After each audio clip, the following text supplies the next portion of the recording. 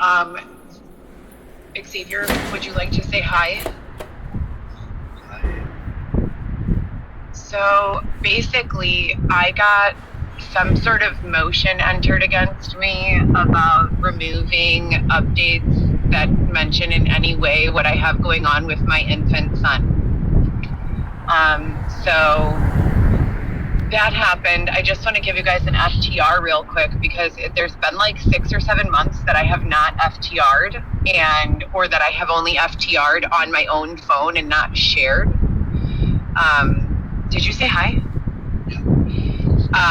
Basically, what's going on lately is that Xavier and I are experiencing a very, very extreme amount of difficulty interpersonally in the morning times.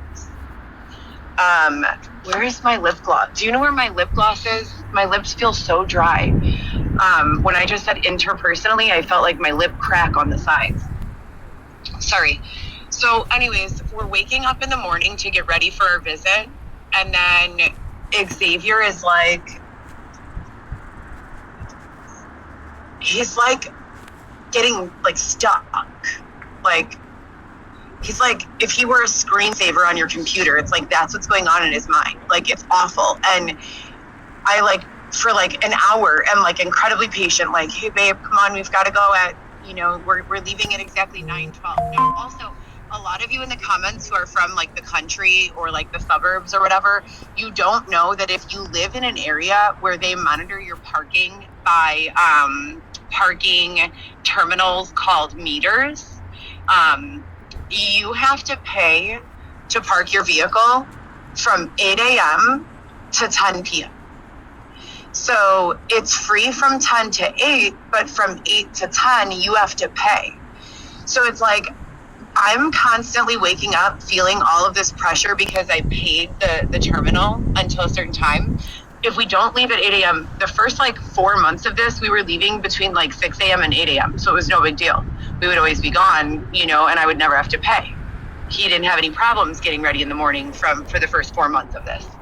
Now, randomly, I would say it just got severe a week ago, but it's been kind of an issue for about like 6 weeks.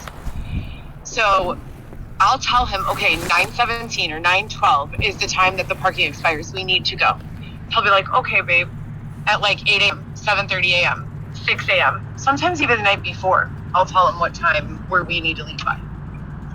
I get up, pack the baby's lunch, clean up the house, make the bed, get dressed, take a bath, brush my teeth. Sometimes Xavier and I try to show love to each other for anywhere from 5 to 30 minutes in various ways, physically, emotionally, etc. Sometimes I lift weights whenever time allows. I have a 15-pound kettlebell that I like to lift, and I'm doing it on both sides, and I'm also doing squatting and things of that nature. And long story short, I pack a whole bunch of stuff in a very short amount of time because our schedule is very demanding. Let me say that again. Our schedule is very demanding. There's not a lot of unaccounted for time. So from here, wake up, get all my stuff done in the morning that I can, head to the visit, finish the visit. I have 2 hours with the baby, finish the visit. Mind you, also, when I first wake up, I'm messaging all my kids. I have 4 children, besides Weston 3. So I'm messaging them saying, hey, are you getting up ready for school? I love you. Have a great day. Call me after school. Every day. I want my kids to always have a good morning text that's like, I love you, have a good day. So I'm doing all of that, and it's just very stressful, and I do a good job staying calm under all of that tremendous pressure. Then my significant other, my hubby, the father of our son Weston, Xavier, sitting behind me.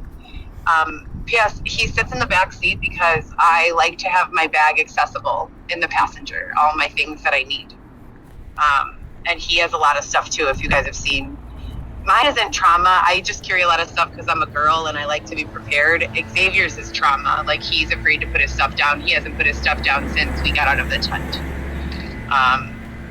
I bought a car and I work full time and I have an apartment, and Xavier and I have been together for a little over 3 years, a little under 4 years, between 3 and 4 years.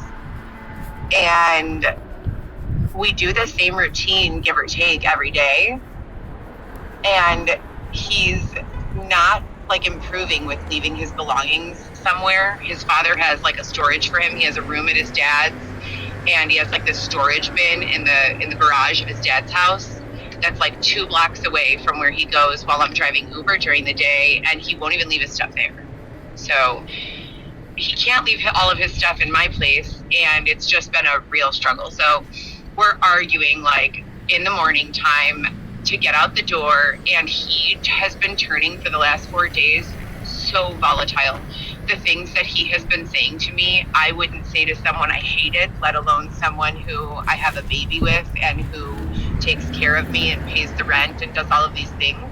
It's very hurtful, and I don't know what to do to not be accused of being the abusive when I'm literally exerting all of the patience, setting my boundaries, following the steps in a play-by-play to be respectful and get a good, outcome. So it's just super frustrating. Like the names that he calls me, every single live broadcast doesn't have to be like a check-in on like how I was sexually assaulted and like all this other stuff.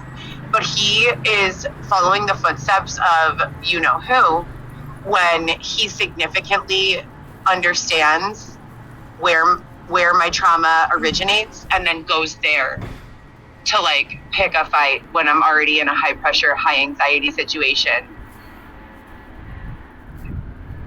And then it's like, can Heather, like professionally, personally, as a parent, so socially, authoritatively, platonically, all of the different forms of engagement, can I keep it together under normal duress? Absolutely.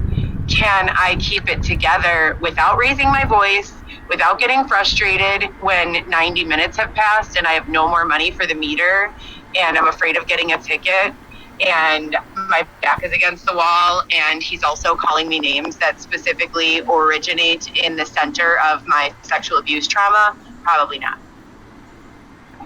And he knows that. So I'm like in the hallway, like apologizing to the cleaning man about how I'm like, begging Xavier to please hurry up so we're not late to the visit. And 18 months of visits and I've never once been late, not one single time. And then this week I've been late every single day. So, and it's not me, like I'm literally dressed standing there like trying to hurry. And it's crazy because there were so many instances where we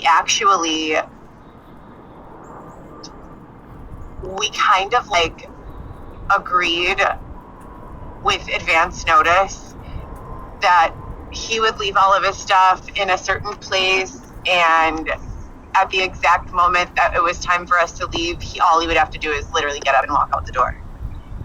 But he won't do it. So I don't know. It's like there's no get up and go, but also in the same breath, I don't think it's get up and go when I tell you the night before what time we need to go. Like there's nothing get up and go about that. That's premeditated. We knew for a whole day that I had to go to this visit at this time and that you needed to, be ready by this time. So we're dealing with that still. Have you seen my lip gloss? My lip is like bleeding in the corner, I feel.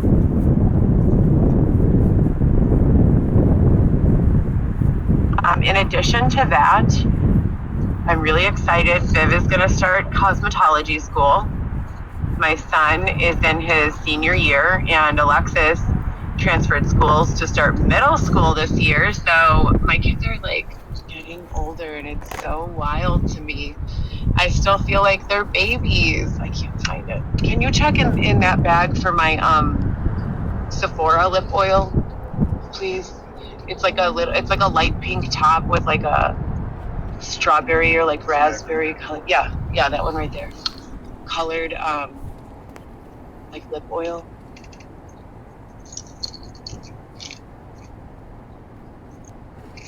So yeah, that's what's been going on, and no, that's lipstick.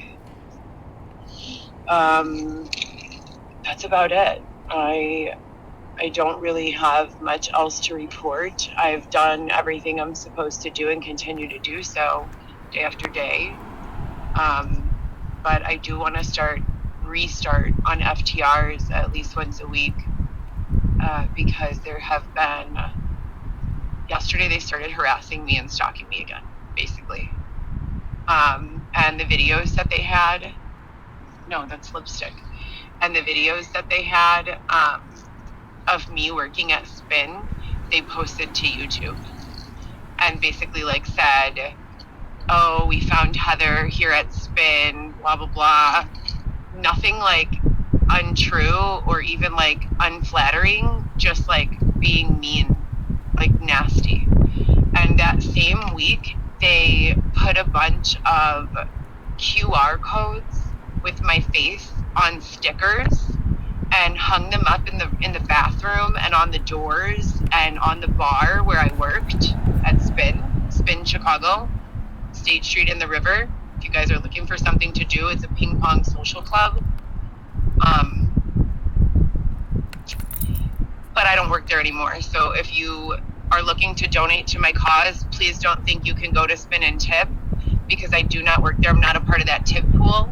So any donated money would not get to me. So if you want to donate, please continue to do so the way that you've always done. And if you don't know how, please email Coco, a GoPro solo production at gmail.com and ask, inquire about how you can donate. Now, in addition to everything that I just got done mentioning to you, I've been looking at land. I told you guys I wanted to buy a big house for my children. If you guys have ever been to Hinsdale or like Highland Park, they have these monstrous, or like Winnetka, they have these huge, beautiful homes that are just so amazing. Just gorgeous. I mean, absolutely breathtaking. And did you find it? Oh, okay. Super pretty. And just really, really, really amazing. And I always want to buy one, but they're like literally millions of dollars. And the way that things have been going, I've only been able to make enough money to cover operating costs, a few small needs of each of my children. And when I say operating costs, I mean car payment, insurance, things of that nature, and my rent. I have nothing in savings, nothing. And that scares me because my vehicle is no longer a lease. It is, I purchased it outright, or I'm paying for it. So I have to handle all of the oil changes and all of that stuff on my own. And I need to, be able to put something away in the bank. But I found a lease. I mean, not a lease, a piece of land, 2 acres for $10,000, 1 acre for $7,000, I think. And I want to buy it. I want to buy some land somewhere. I want to find something comparable, and I just want to buy it. And then I want to just every year or two ship myself in a new tiny home from Amazon. They've got them for between $2,000 and $14,000. They're super updated, gorgeous, absolutely amazing, breathtaking, perfect for set houses. I mean, they're perfect for any kind of home, but especially a set house. It's not too much to pay for it. It protects you from the weather. You can update it and buy new ones periodically. Or you could just get, a little bit of an upgraded one and put it under almost like a carport and have a really, really, really cost-effective lifestyle that allows you to literally live just above the poverty line in luxury. Like,